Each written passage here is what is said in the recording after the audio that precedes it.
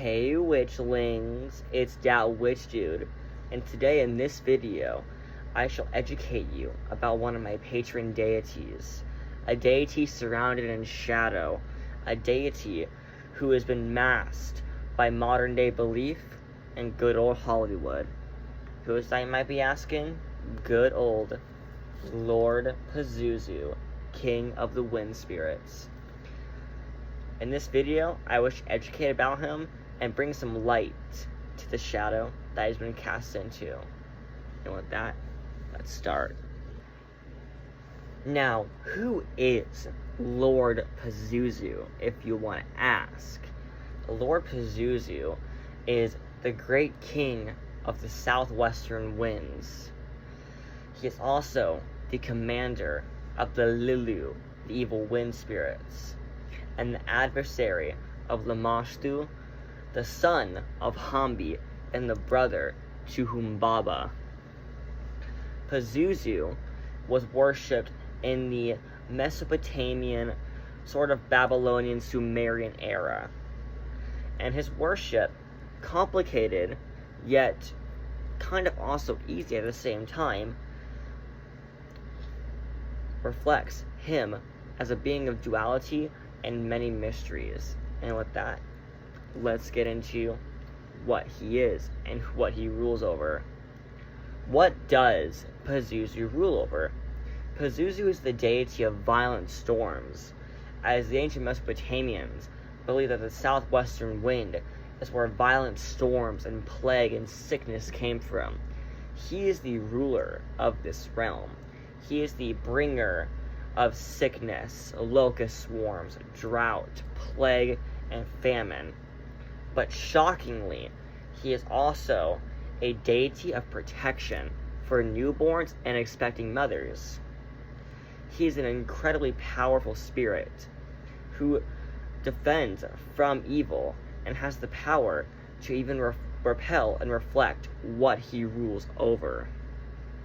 He has the power to avert any evil spirit and any sort of dark magic sent towards you. How was he worshipped, you might ask? Well, that's a complicated subject, as he was not traditionally worshipped like other deities. He was actually somewhat pseudo-worshipped, because he was never widely worshipped outside of the pregnancy and outside of the talismans that were worn to honor him, but no full worship, really. This seems to be more of a modern thing, as we can say, of worshiping him entirely, because the ancient Mesopotamians believed that having too much of his influence could bring bad things to come. So his worship was usually just stuck, pinned on the wall of the pregnancy. And even when it comes to the ancients wearing his talismans, which I will get onto later, they were often just that. They often just wore the talismans and weren't worshiping him directly. But in this video, I shall explain how it feels to worship him every Thursday. Now, let's get into that part. Now, I'm going to be really open. This was supposed to be at the end of the video, but I've decided to just roll with it and explain my personal experience with him before I experience the rest of these things, so I'm able to be more open and have more of a chance for you to connect with him through me. My worship of him started whenever I was in foster care, whenever religion was my escape from crazy rumors and forced medication I didn't need. Whenever I was down there, I had to keep my religion secret in fear of having my religious belongings taken or even destroyed or thrown away. Whenever I had to keep this religion secret, I always had to rely on some sort of technology to just get me on by, that being my phone or my school computer. Whenever I was in foster care, I decided I wanted to worship a storm deity. I wanted to worship a deity that rules over the wind and storms. So I looked them up. I looked them up one by one, and the name Pazuzu just shot out at me like an arrow, like a gust of wind. And whenever I read that article about him on the Wikipedia page, I was astonished to recognize him as the guy I've seen in Exorcist, which I will talk about later. Trust me, I will. Just saying. And then I went on this whole journey because I am not so easily fooled by propaganda and religious slander. As a pagan, I am not easily fooled when it comes to other people trying to bash religion in any way, which I will also get to about later. But whenever I first started worshiping him, a member of my family was expecting, and I always directed my prayers towards them for their safety. And I just really felt really connected to him at the very start. Yes, I did have a couple rough bumps with him, like blowing out his candle because I got mad about something, which I now deeply regret at this point, but that doesn't stop me from still worshiping him and still giving him offering and sacrifice of incense and other things. He has been nothing but a protective force. I have never faced his wrath. I have never been punished or possessed by him. Worshipping Pazuzu has been a life-changing experience in a way, because I found a deity that rules over storms that I feel really connected to, and I have a feeling he was watching over me ever since I was young. And being able to worship him is such a beautiful experience. So I hope by sharing this part with you that you get a sense of him and what I've also talked about. But now, let's get into his associations. These are all associations that I have either figured out by myself from him or have researched about to better worship him and to figure things out, sort of, to worship him full-time when the ancients didn't. Now, let's get into that. Lord Pazuzu's basic associations are obviously some animals that make up his body. Pazuzu is sort of this, like, chimera-esque being of all sorts of powerful and protective, but also destructive animals. For example, he's often seen with a serpentine phallus, if you could say. Yeah, cannot wait for the people in the comment section. Straight white dudes just saying. No shame, no shame. But Lord Pazuzu is often depicted with a serpentine phallus for reasons I do not know. My theory is that since he is a guardian of the womb and the newborn, this sort of like connects him to being a defender of fertility and the continuing generation. As a snake guards its clutch, he might also guard those who are the descendants of people who properly worship him and give him gratitude, while also being able to ward off and envenomate any sort of thing that would try to harm the aforementioned clutch. One of his other animals that he's heavily associated with is the lion, which is often seen as his head. The lion is a very powerful, very dominant figure that rules over the pride, which can also reflect Pazuzu being a lord of lesser spirits. He is the dominant entity within his court. So this could be seen as a reflection of him, as lions are powerful, they are courageous, they are brave, they rule over a lesser pack, and they rule over like other animals. So that could be an association with him due to the power and dominance there. Now, whenever I see Lord Pazuzu with a lion head, it's always a black mane, which means higher maintenance, by the way, just saying. It just comes up here and there. So that also reflects him as being a god of protection, and also a god of destruction, due to black having both protective and offensive capabilities.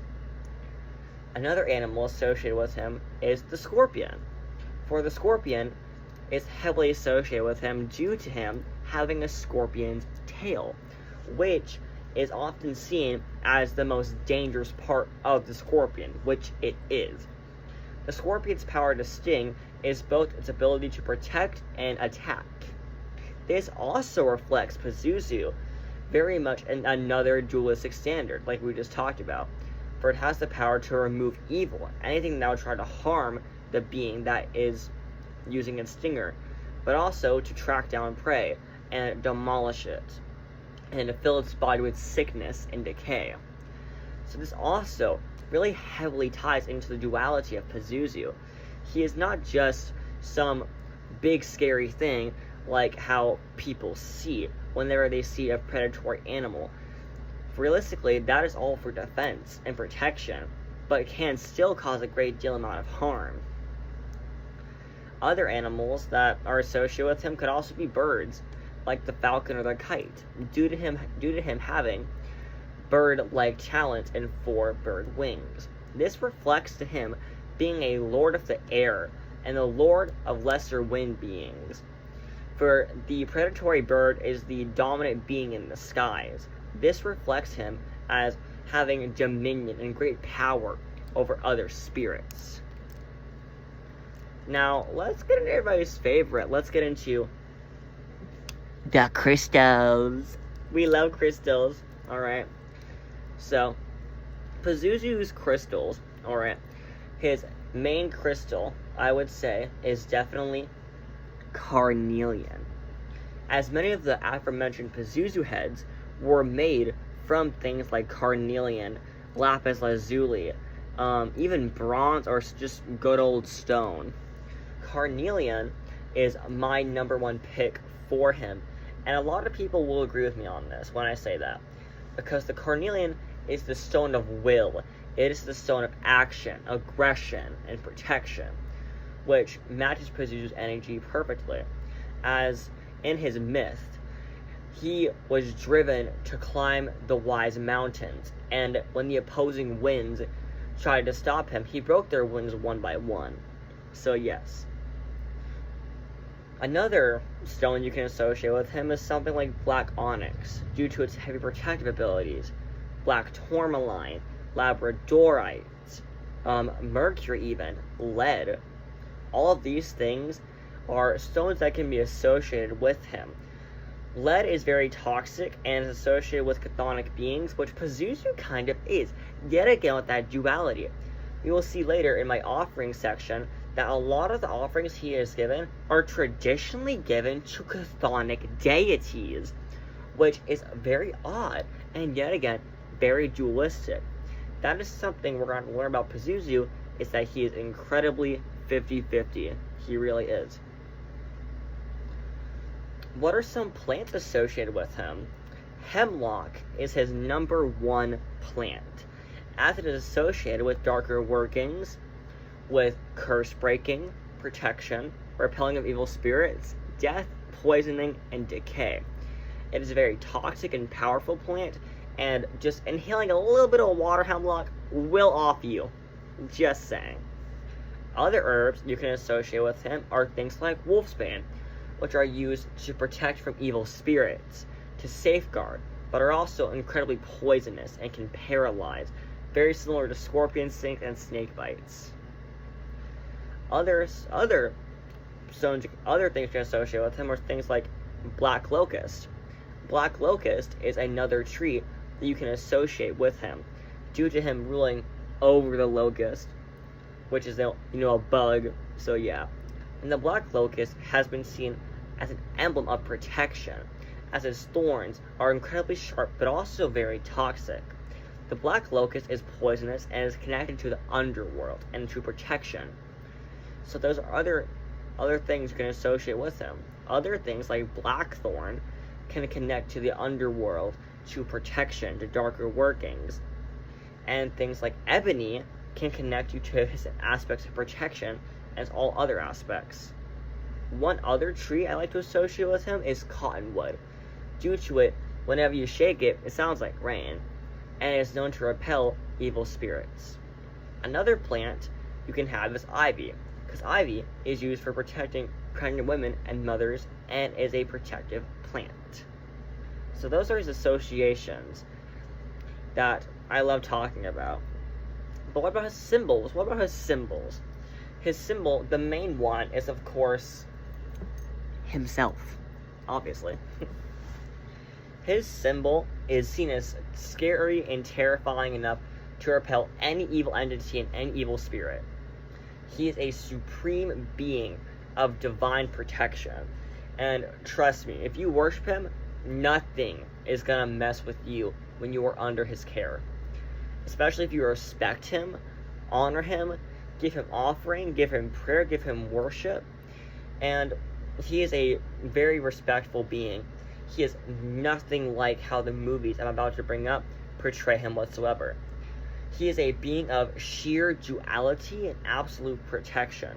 Yes, he rules over plague and sickness, but he's not likely to ever direct those things towards his worshippers unless they are abusing his name. Those are for people who work against him and against you or slander his name.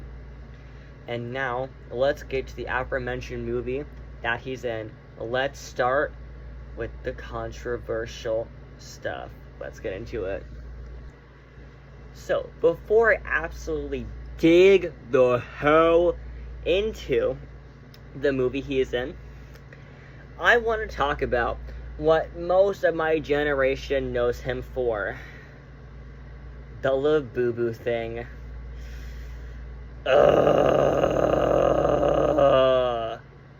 Don't get me started. I need a drink for this real quick. This is Pepsi. Pepsi. YouTube, don't even.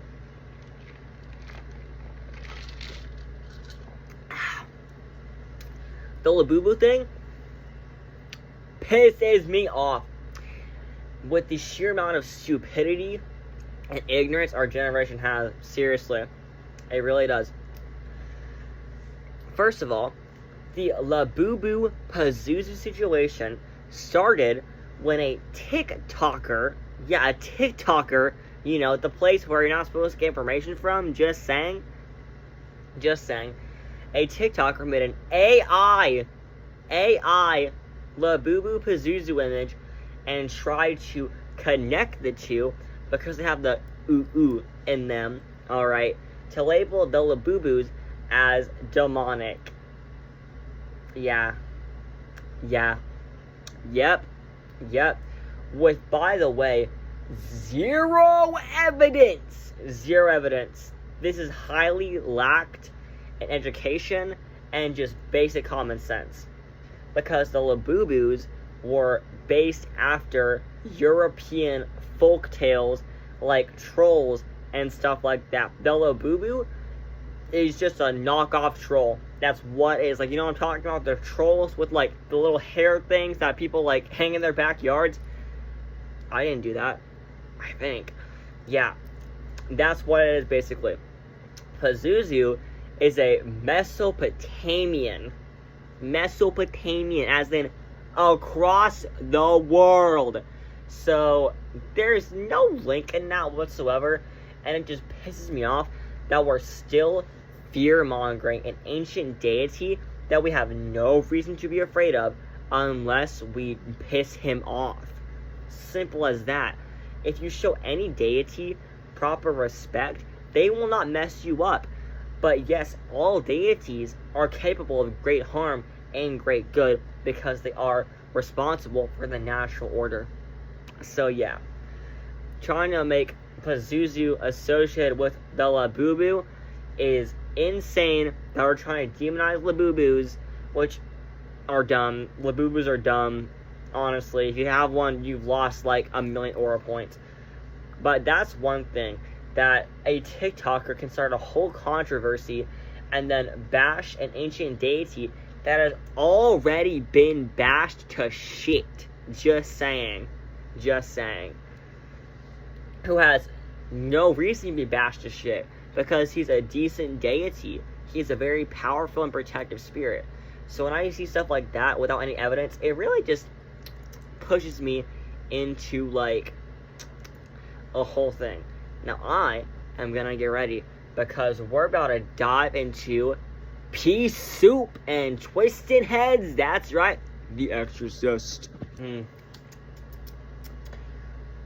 Where do I even start with this movie? Okay, first of all, It's not scary. Just saying. It might have been scary to the generation that watched it, but it's not scary at all. It's not scary because it's inaccurate to hell.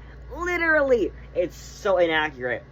It is such a disgusting movie. This movie is nothing but an uneducated slander and just a Christian fan fiction that forces Pazuzu into such a bad lighting, simply for being a pagan deity, by the way. Just saying. That is the whole notion of paganism in modern culture. Alright. Now that we look into this, alright, we see a lot of this happening in pop culture media. For example, Disney films like Hercules and Thor. We see all these deities put into these disrespectful areas. And Pazuzu is one of the biggest victims of this, as he's put in one of the most iconic horror films ever, where he plays a role he would be playing the opposite of. Just saying. This movie is nothing but a monotheized, lobotomized take on Pazuzu. Just saying. And it's just terrible, because the fact is that they make Pazuzu seem like this evil demon spirit who's like this basic B-movie lesser being who's just like a demon and a spirit, alright, who can cause harm and that's all he does. Which is the exact, like, opposite of what he would do in this scenario specifically, alright? Because when he possesses Reagan, I lost that. I lost all respect for this movie after watching it again. Because he would be doing the exact opposite. He would not be the force that has to be repelled by the wave of a crucifix and the reading from a Bible scripture, alright? Which, by the way, wasn't what beat him, quote-unquote, in the movie. It was the priest sacrificing himself. Just saying. Just saying. Just saying. Not to slander Christians. I love Christians, alright. But still, I don't like those kinds of Christians that make movies like this. Just saying. And, like, of course, when it comes to Hollywood, they don't like portraying anything accurately. Realistically, he would be the one being part of the exorcism. He would never willingly harm a child, because thousands of years ago, the ancients were believing this. They believed he would never harm children. He is not a harmer of children. He stands against that entirely.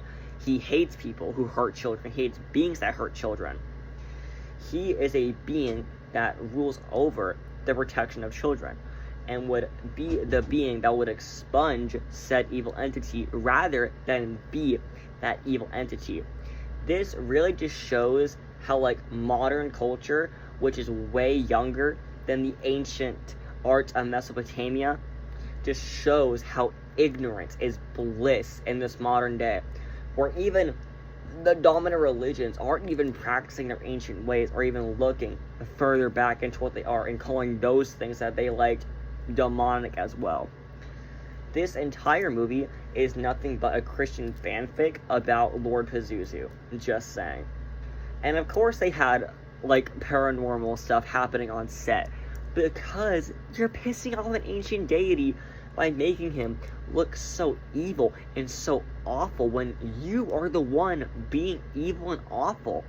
You are the one making money off the suffering of thousands of ancient civilizations and expecting something to go well for you.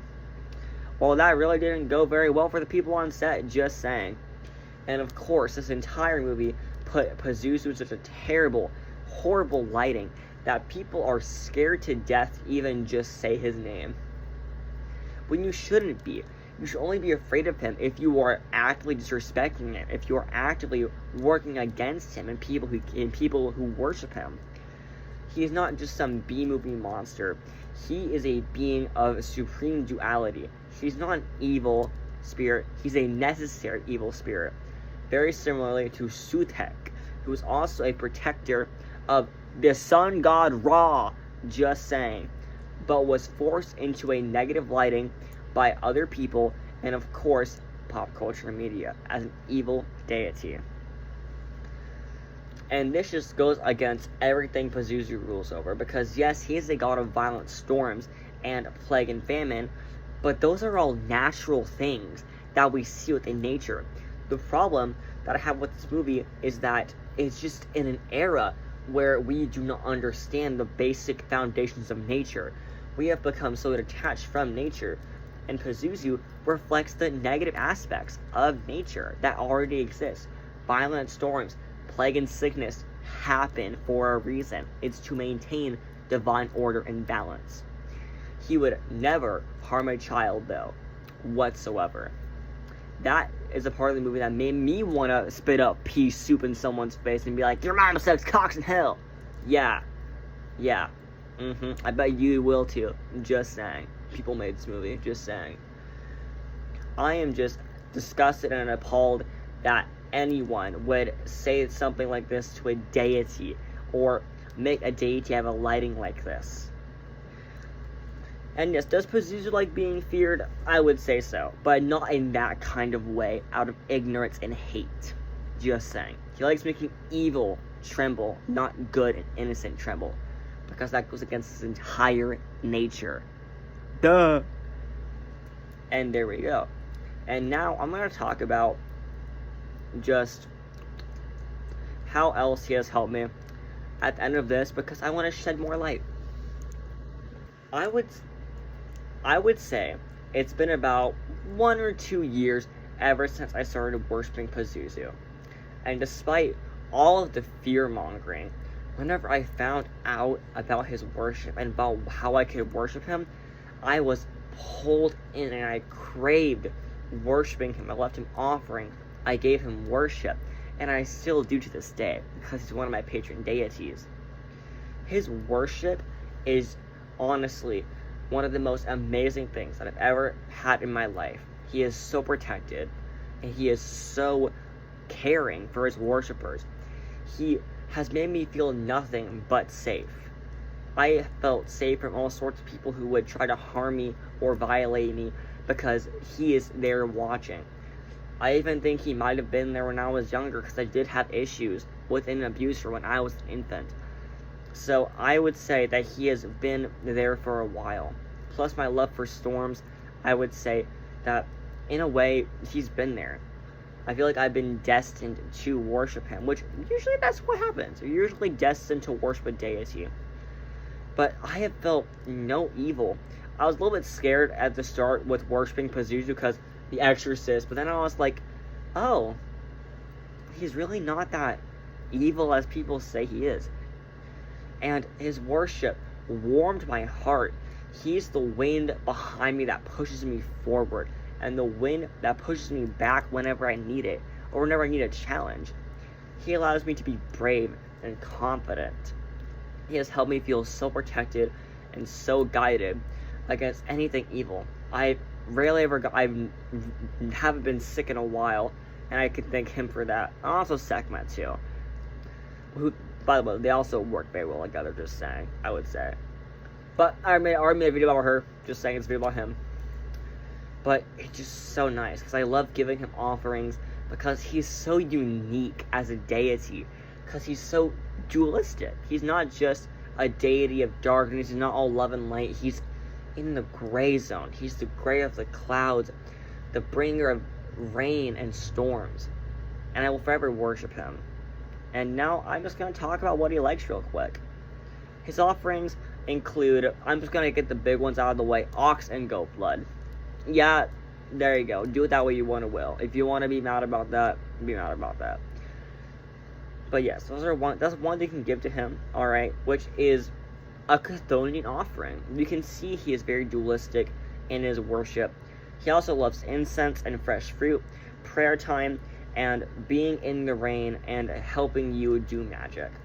He is a very powerful force you can call upon in protections, curse breaking, sickness curses, protection for your children and your grandchildren, protection of your pregnant spouse, and just protection in general, and the banishment of evil spirits.